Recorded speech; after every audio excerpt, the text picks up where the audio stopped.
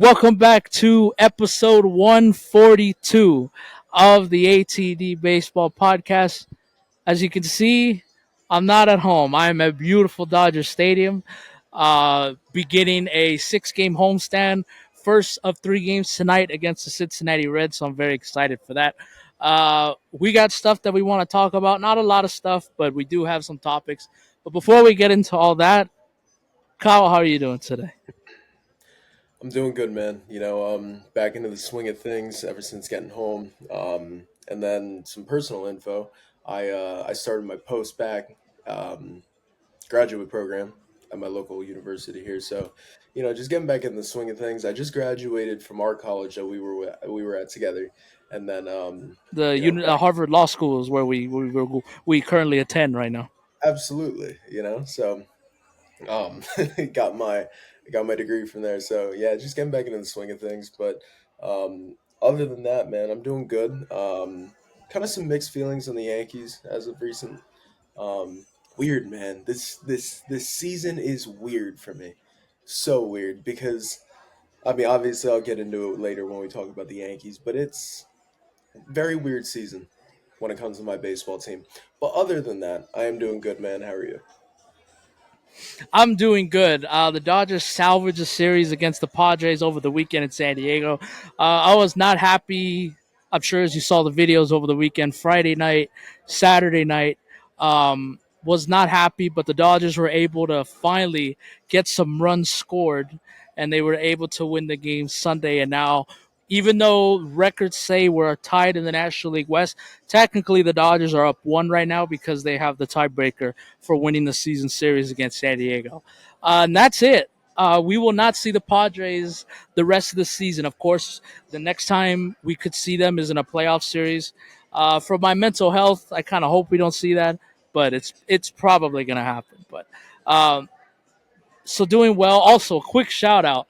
Uh, I should have mentioned it last week, but technically her birthday was not. It wasn't at the when we recorded last Monday. Technically, her birthday was not to the next day. But shout out to my grandma. She turned 97 years old this past Oh, week. Yes, was able to have a nice birthday with her, birthday dinner with her Saturday. It was nice for her, not for me, because I was watching the game while we were enjoying our dinner. So that wasn't fun. But one of her nephews that she hadn't seen in a while came by to surprise her. She was very excited, so I went over there on her actual day to bring her some food, some flowers and stuff. So very nice. So happy birthday, Grandma! Even though I know she's not gonna listen to this because she doesn't know what we do. So I could explain it to her, but she'll never understand it, which is okay. But happy birthday, Grandma 97, and she continues to kick, man. I'm telling you, she's very absolutely. sharp for her age. You know, sometimes you could say 97 and it's like whoa, but not my grandmother. She's very sharp for her age, and she's It's still in the alert, and we vein. love that. It's in the Yes, it vein. is. Yes, it is. God, that means I'm gonna live to 100. That's not good. But no, just kidding. We'll see. But the topics that we have on hand today. Kyle Rawling continued to mash, and now he has the most home runs ever hit by a catcher in a single season. We'll touch on that. And then we have uh, Field of Dreams game got announced over the weekend. And Bob Nightingale, you did it again. I fell for his tricks again. I can't believe that. And then we have our teams, Dodgers, Yankees. Um, yeah, so not much today, but we seem to do a good job of these last. And when we don't have that many topics, we seem to have do a good job of kind of stretching this out a little bit. So I think we're gonna do that again, but we'll see. Um, we'll start right off the top here with Kyle Rawling. He hit home runs 48 and 49. I believe it was yesterday, right? I think it was yesterday. If not, Yep. it was over the weekend. But Yep. he is now the single season leader for most home runs hit by a catcher, and I'm so glad we're talking about this today because you put out a post during the week of both Aaron Judge and Kyle Rawlings stats side by side, and that got a lot of attention. That got a lot of attention. I'm still every time I update, anytime I go check the account, I still see people, giving their opinions and their thoughts. Um, I don't, but I can't believe Kyle Raleigh is now the leader, and he's without a question going to crack over 50 home runs. But Kyle, I gotta ask you. Listen, I don't think he is not breaking Aaron Judge's record. Obviously, we're not. I'm not saying that, but I mean, what number does it have to get here before you start getting a little nervous? Oh man, Because there's I'm gonna still be like honest. 5 weeks left in the season. There's 5 weeks in the season, and Cal Raleigh's been mashing homers left and right. I mean, he's at 49, man. 62 is the sweet spot for me. I don't care what he gets up until then. I don't care if he beats out Judge for the MVP award this year. I don't want that record touched. That is a Yankee record, and it belongs to the Yankees. And every I agree. Yankee, that record has been held by a Yankee ever since 1961 when Roger Maris broke it, and then obviously Babe Ruth before that. Um, yeah, no, this is. I mean, I'm nervous now, man. I am. I mean, Cal Raleigh. I can't say enough about his game. Like, I'm trying my best to appreciate what I'm watching because he's putting up an historic season for a catcher. Especially, I mean, historic season as a whole, but I'm zoning in on the catcher aspect. I mean, this guy's doing things that we haven't seen out of catchers since Salvi just a few years ago, you know. Um it's it's insane, man. This guy is mashing.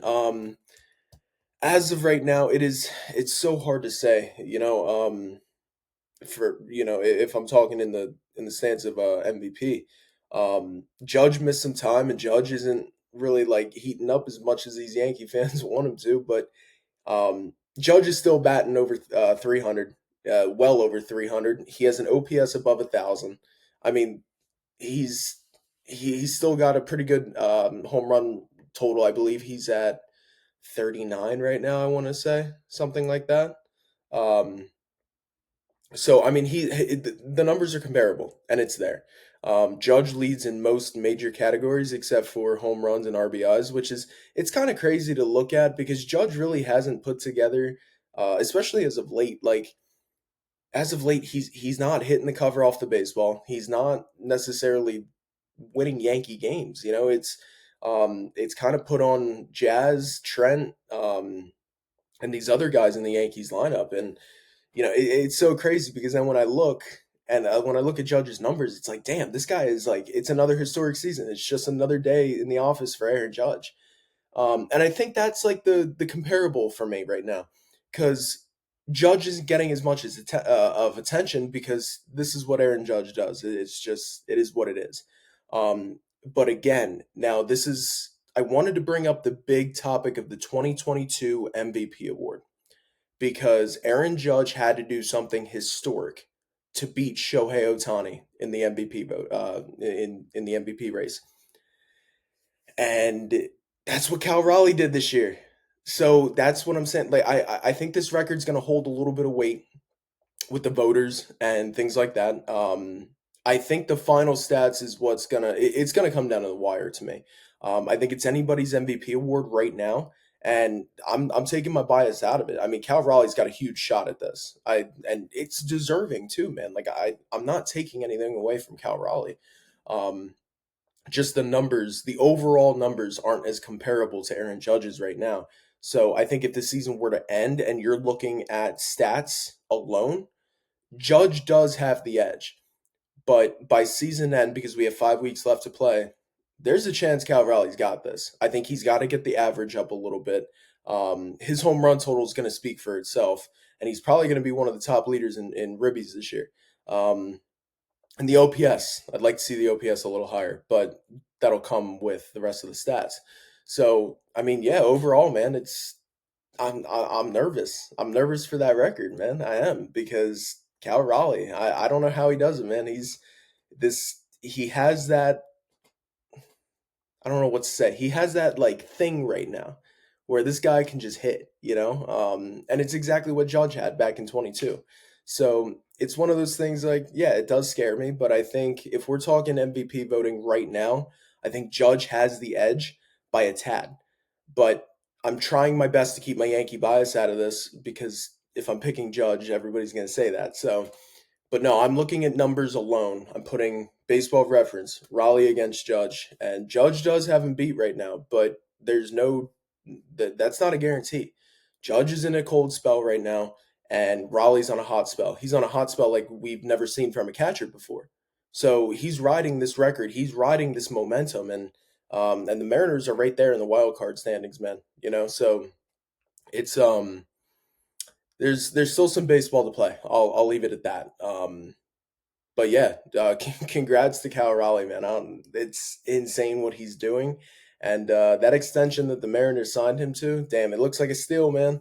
It really does. But no, I'm happy for him, man. I really am. He's changing the game for catchers, and it's such a cool thing to see, and I appreciate what I'm seeing out of Cal Raleigh. I mean, he's doing his thing out there in Seattle, and I and the team's buying into it too. They're in there with the wild card standings, and we'll see where it goes. But that's my thoughts as of right now. Absolutely. Just my thoughts on it, real quick. I've mentioned this to you before in the past, but um, again, I've seen this in other sports, and this takes away nothing from Aaron Judge because, like you mentioned it doesn't seem like he's had the impact on this team like he has in other years, but he's still putting up monster numbers. Now, part of it, he was injured and he has been out of the lineup recently, and obviously he hasn't been playing the outfield. But um, I really believe this because, again, I've seen it in other sports. Voter fatigue. Hmm. These media writers and the people that vote on these things, I just feel like they get sick and tired of voting for the same people every year. Now, if you're a guy like Judge or Otani that continues to put up these monster numbers and nobody else is really challenging you, like, yeah, like they're going to give it to him again. But all it takes is for somebody like a Kyle Rowling to just put up the same, if not more, production than Aaron Judge. I understand his batting average is not as good as Aaron Judge, and I know that's the one thing that I think is keeping everybody from going all in on Kyle Raleigh to win this MVP award. But I mean, shit, if he's gonna be have the most home runs by a catcher of ever, like, to me, it's not enough to just give him the MVP, but it definitely helps. And he's in a lineup with all these other guys, but if you want to go by the term, and there goes Shohei Ohtani going out to fielding. There we go. Cal Raleigh is the most valuable player to me, but um, I'm gonna keep hammering this home the rest of the way through. I really think there's this thing called voter fatigue, and I think the writers want to give the MVP to somebody else. It's the same thing with Otani. I have to hear it. Um, the beginning of the season, everybody wanted to give it to Pete Carl Armstrong, and then now everybody wants to give it to Kyle Schwarber. But again, Otani's just doing amazing things, and he's continue to put up the great production. And the same thing with Judge. But um, I do think they're going to give it to Kyle Rowling this year. Not out of pittiness. I want to make that clear. He's having a monster season, and he deserves to be in the conversation. And I think he's going to win it because he's putting up great numbers. And like I mentioned it before, the voter fatigue. I really believe that's a thing, not just in baseball, but in sports. And I think these people want to give it to somebody else. And I think you're going to see that again this year. But again, it's not because Kyle Rowling is just not out of pettiness. Kyle Rowling deserves to win MVP this year if he continues to put up these great numbers. So here's the baseball reference. Okay, this is comparing the 2025 seasons of Aaron Judge and Cal Raleigh. Aaron Judge leads in the big one, which is WAR, 6.8 to 5.7. He has a 1.1 higher WAR than Cal Raleigh. Um, and for those of you who don't know, that's wins above replacement. Um, Now, here's the big one. Okay, here's where it's a little tough for me to give it to Cal Raleigh. Aaron Judge leads Cal Raleigh in hits, and it's not by a small margin either. Batting average, OBP, slugging, OPS, and OPS plus. And home runs, Judge has 40. Raleigh's got 49. Ribbies, which Cal Raleigh leads Aaron Judge in, it's not much, man. It's 106 ribbies compared to Judge's 92. Stolen bases, it is what it is. But the big one for me, batting average, man. I mean, Judge blows Raleigh out of the water. Judge's batting average is 324 compared to Raleigh's 247. That's a big one for me. OPS plus 203. That means Aaron Judge is 103 points, percentage, whatever, better than your average major league hitter. Cal Raleigh, he has 167 OPS plus. And that's not even looking at WRC plus either, which I believe, I don't have the stats up, but I believe Judge leads in that too. Um, so for those of you who want to watch on YouTube and you're seeing here, that's the comparison. I'll leave it up for a second or two. Um, that's the big one for me, man. And when it comes down to it, stats don't lie. But I do think Raleigh's impact on the Seattle Mariners and breaking this record on top of that, it's I mean, you can go either way. You really can. But I do think this record does play a huge impact into if Raleigh wins MVP. Now, I think if the numbers are close, that's what I'm going to put it to. The numbers need to be closer for me. Now, who the hell am I, right? I'm not a voter on the MVP award, but the numbers got to be a little closer to me. Those advanced stats mean something, man. That at least to me they do, and you know, that's the way I look at it. Now, again, I'm doing my best not to be biased here because Judge is my favorite player, things like that. But when I look at the numbers, I think they need to be a tad bit closer for Raleigh. But I think he can do it. I'm not saying he can't. But if Judge meets Raleigh's home run, if he's within 5 homers of Raleigh, I think it's Judge's. I think Judge is a lock, but you never know, and we'll see where it goes. But yeah, it's gonna be tight, man. But congrats to Cal Raleigh. I'll wrap it up at that. Congrats to him. He's putting on an historic season. Good for him, man. Seriously, it's cool to see these under the radar players just make huge splashes in a season and have historic seasons like Raleigh, and it's really cool to see. And he's given some catchers some love, which is also cool to see. So congrats to Cal Raleigh, and we'll see where it goes. Absolutely. Moving on. So before I mention this, I think I mentioned this to you either on the podcast or off camera. Major League Baseball has not released their schedule for next year yet, which to me is kind of strange because usually the week of the All Star game. The All Star festivities are done, or the week after the All Star break, they'll release the schedule for next year. They haven't done that yet, and it is now August 25th, and we still don't have a schedule for the 2026 season. The only thing that we know right now is the World Baseball Classic is happening. That's it. We obviously, opening day is March 20 something, whatever, but we don't know games and we don't know the teams yet. But we did get a little snippet, and I don't know, I might be bringing some news here, but I'm going to do it. Um, Reportedly, and this is from people that are not any of the big names, so take it with a grain of salt here. But I'm gonna throw it out there anyways. Apparently, their schedule is supposed to be released this Friday, the 28th. That's what I've been hearing. So I don't know. Who knows? Maybe earlier. Who knows? Maybe we gotta wait another month. But we did get a snippet of one of the games that is potentially going to be happening next season. The Field of Dreams game is back. It hasn't. They haven't done it in 2 years because of construction that was apparently happening over there.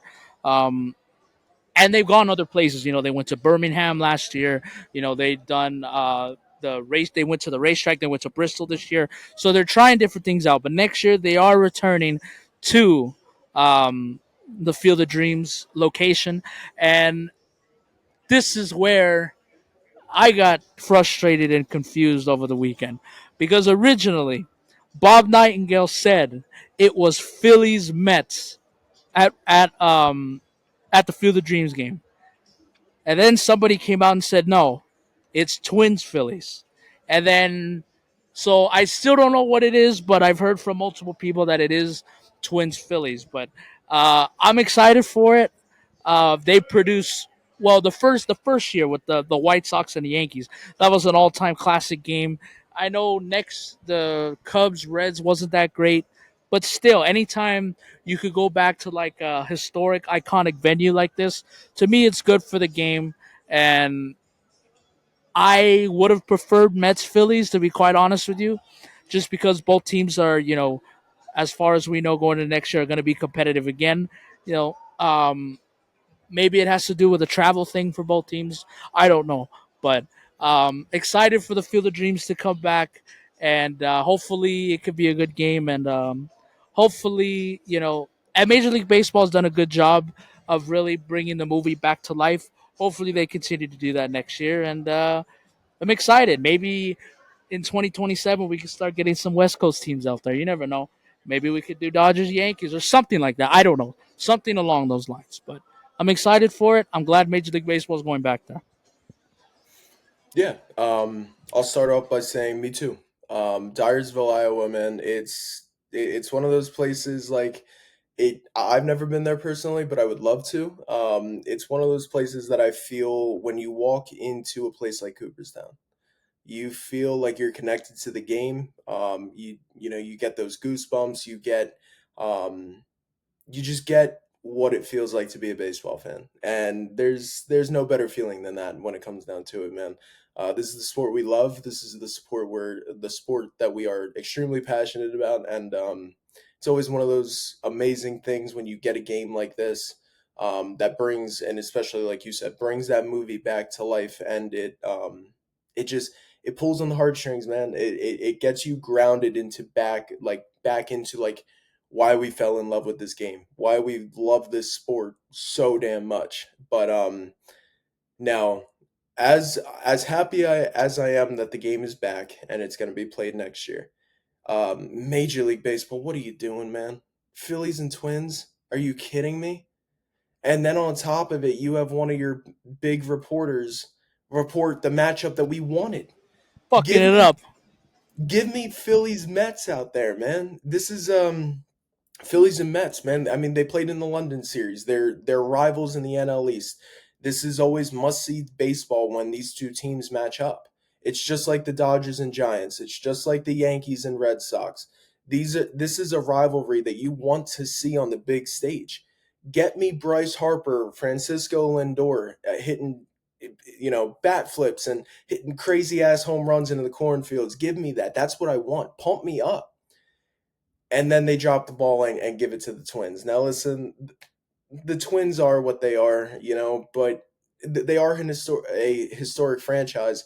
But the way that I look at it is this Twins team is rebuilding, and they're going to probably be rebuilding next year. And you're putting in a juggernaut like the Phillies if everything continues the way I think it will. This Phillies team is going to destroy the Twins out there. As long as these balls aren't juiced and Byron Buxton gets a hold of a 5 for 5 night or something like that. But I don't know. It's just crazy to me that like these matchups, like put the teams on the big stage that belong on the big stage. I'm not taking anything away from the Twins, but they are a rebuilding team.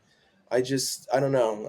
I feel like Major League Baseball really dropped the ball on the matchup, but it is what it is. And at the end of the day, I'm excited that we're still going to get a Field of Dreams game because, like you said, although I was absolutely shattered, heartbroken in the first Field of Dreams game, it was some of the best baseball I've seen in the last few years. So, putting Dyersville, Iowa, back on the map and just bringing that movie that we all love back to life. It's a very cool thing. So I'm excited that they're back out there, and yeah, just um, it's kind of one of those games where you circle on the calendar. So I'll leave it with that, and I'm excited that they're back out there. I mean, if you were gonna put the Twins, that's fine, but at least put them against like a rival or something.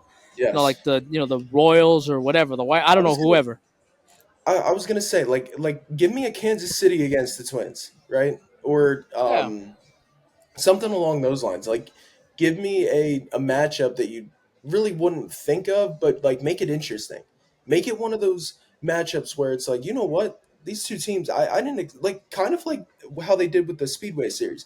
I didn't really think that the Braves and the Reds were the two teams to do that, but I found it interesting. I was like, damn, okay, these two teams are getting some love.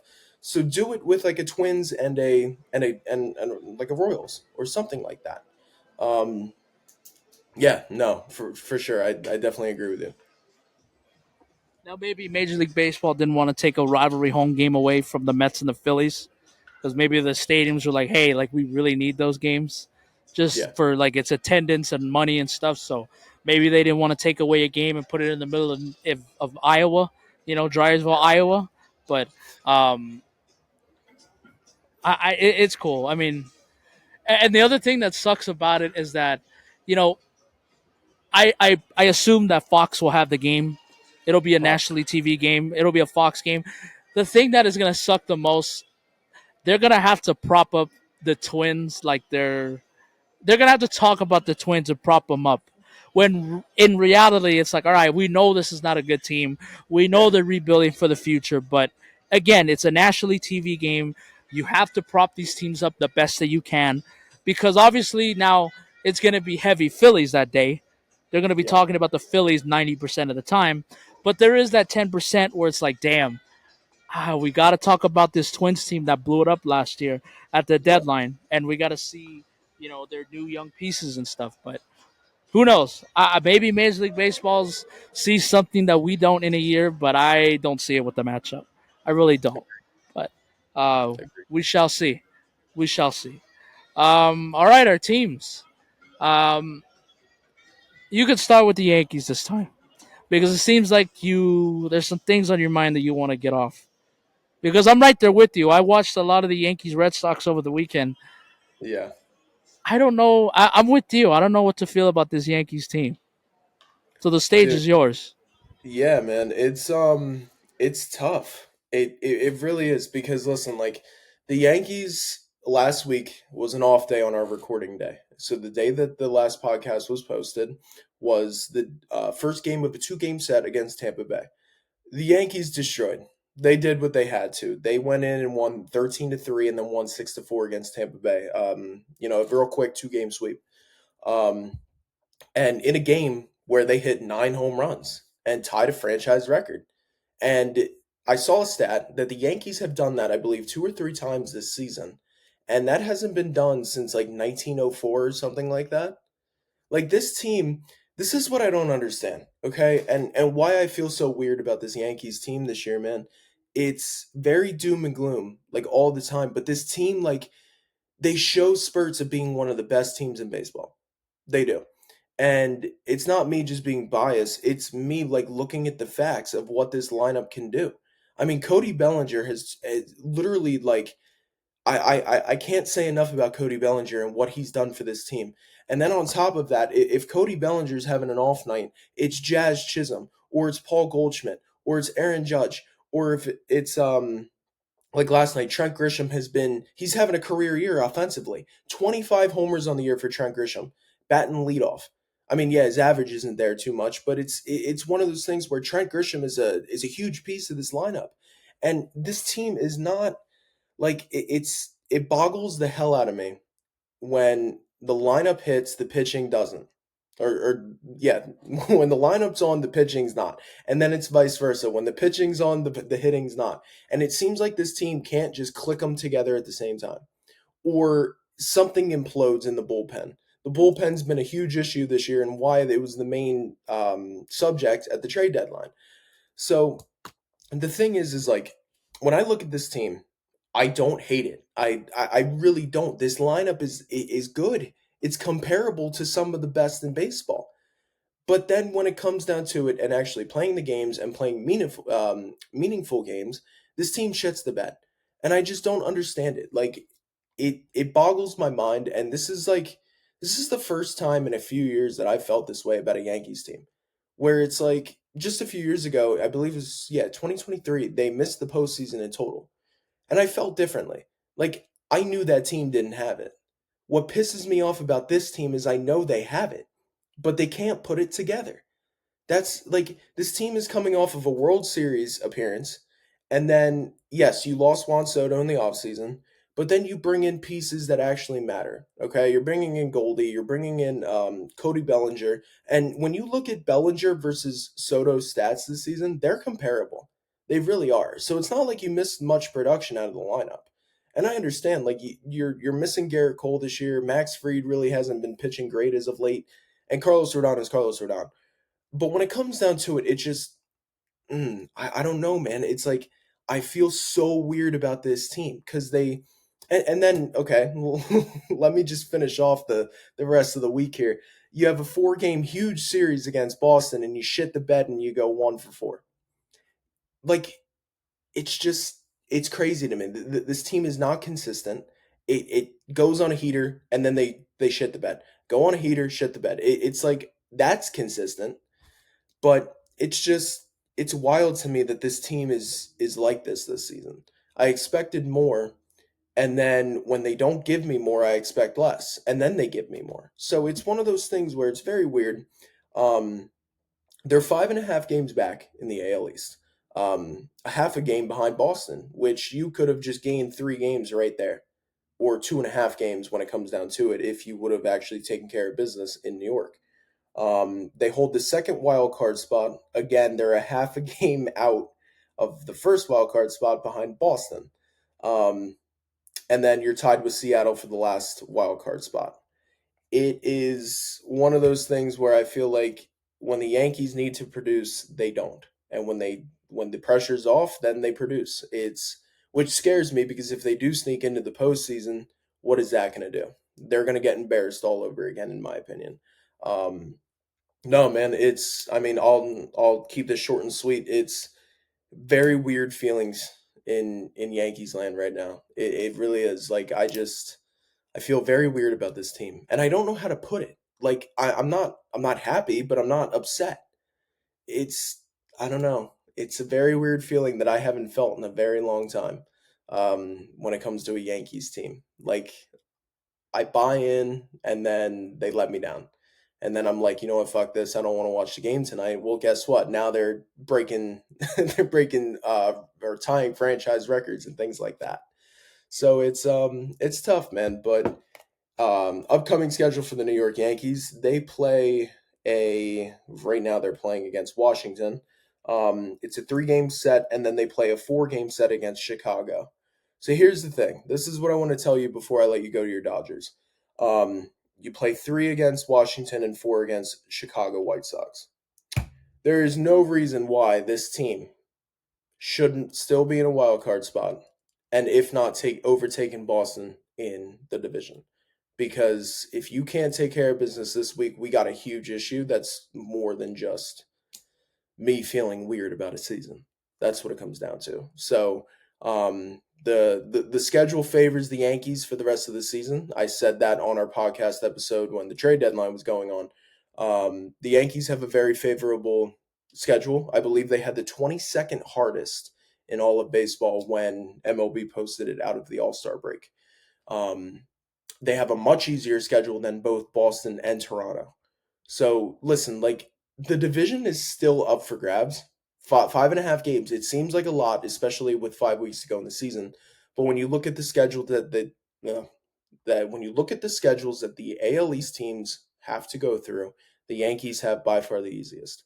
If you take care of business and do what you have to, and on paper, this team should be able to do that. Um, then you might find yourself right back where you did at the beginning of the season. But I'll sum it up with this. This team makes me feel weird. They came extremely hot out of the gate, held the first place in the AL East for quite some time, and then Toronto took over.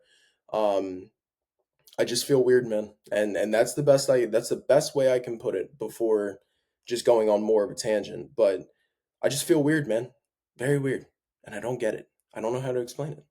It's crazy. Moving over to my Dodgers real quick. I mentioned it to you last week that if they couldn't take a series from Colorado, we were taking 5 steps back, and that's exactly what happened.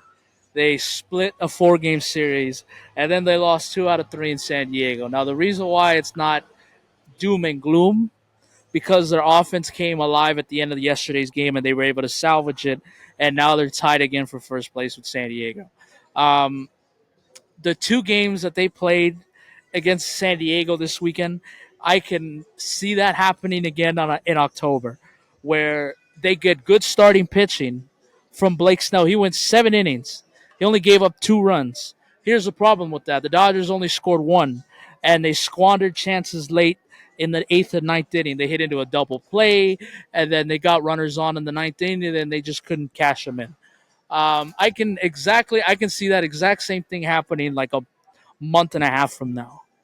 But I can also see what happened on Sunday, where they get good starting pitching, and then their offense comes alive late, and they get you. They get you.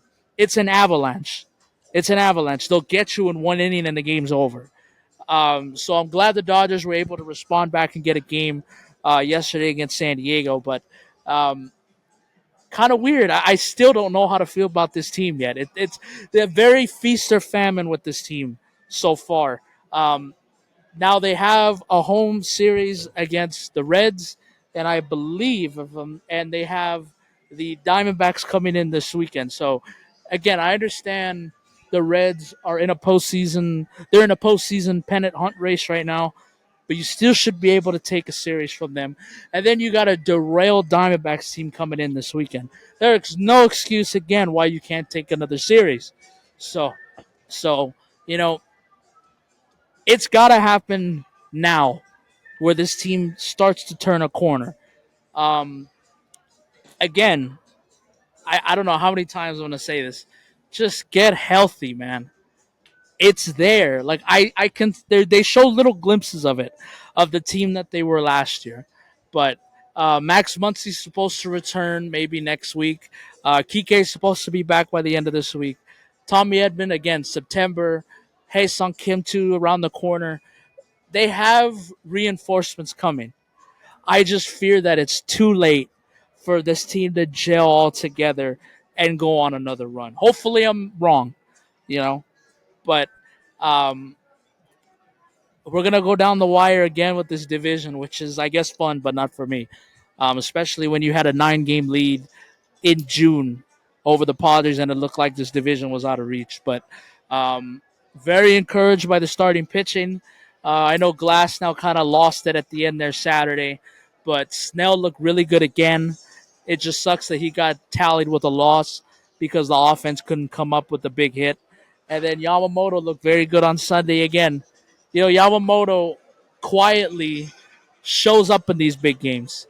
He showed up during the postseason last year, and he's doing it again this year. When we needed a big game, when we needed a big start, he was able to go out there and give us 6 strong innings.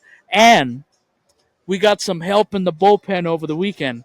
Kirby Yates and specifically Tanner Scott looked fantastic in his lone start over the weekend against the Padres yesterday. His velo was back up to 99. It looked really good. Now, obviously, I need to see it more for me to start believing in him again. But if he, hopefully, these last 5 weeks, he'll be a shutdown closer or relief pitcher, and he could be back to our closer role come October again. But we shall see. But yeah, this is very short this time. Um, wasn't I didn't love what the Dodgers did over this last week, losing 2 out of 3 to San Diego and splitting a series against a bad Rockies team. But at the end of the day, we're tied for first place. Technically, we're up a game. I guess I can't be too upset, but I just need this team to start performing better because again, like a lot like the Yankees, I know what's in there. I just need to see it. I just need to see it. I've seen it against the Padres. They have no problems, I guess, getting up for the Padres. I just need to see you get up for teams like the Rockies, the Diamondbacks, the Reds. I need to see it against these other lesser teams. And hopefully, the Dodgers can go on a little run this week, and hopefully it can start tonight against the Reds. And there you Absolutely. go. There you go. Um, Unless you got anything else, Kyle, I think that's going to do it for 142. I don't think so, man. I think that's another episode in the books, and we're getting closer to the end of the season, man. Yeah, this is this crazy. season is going by really fast, and I absolutely hate it. We have, I think it'll be 4 more episodes until the start of the postseason. It's That's crazy. it's wild, man. It's crazy. I still, you know, last October obviously was very satisfying, obviously because my team won, but it was also very stressful too. Yeah, And I keep going back to this. I'm like, I can't believe that we are like a month away from that again. Like it feels dude. like I just went through it. It feels like I just went through it 2 months ago, and now Yeah, here it comes again. absolutely. All right. Well, I haven't done this in a while. I'm gonna do it right now. Oh, look at that! Beautiful, gorgeous. Oh, look at that Dodgers. I don't know if you can see it. Hopefully, my cameras get it. Yeah, Beautiful Dodger Stadium. Fantastic. You got Mookie Betts taking BP out there right now. It is his World Series ring night giveaway. there Very we go. excited for that. You got the Reds over there warming up. I just saw Ellie De La Cruz talk to Scott Boras. I don't know about what, but I saw them having a conversation. Shohei Ohtani just completed his bullpen, so we're getting shit done here. We're getting shit done here. But I had to show that. I felt like I hadn't done that in a while. So you got to It see has been a beautiful little Dodger while. Stadium once again. So, I mean, all right. I would turn my computer around and show you mine, but you see the back of my house. It's nothing I've wild. seen it.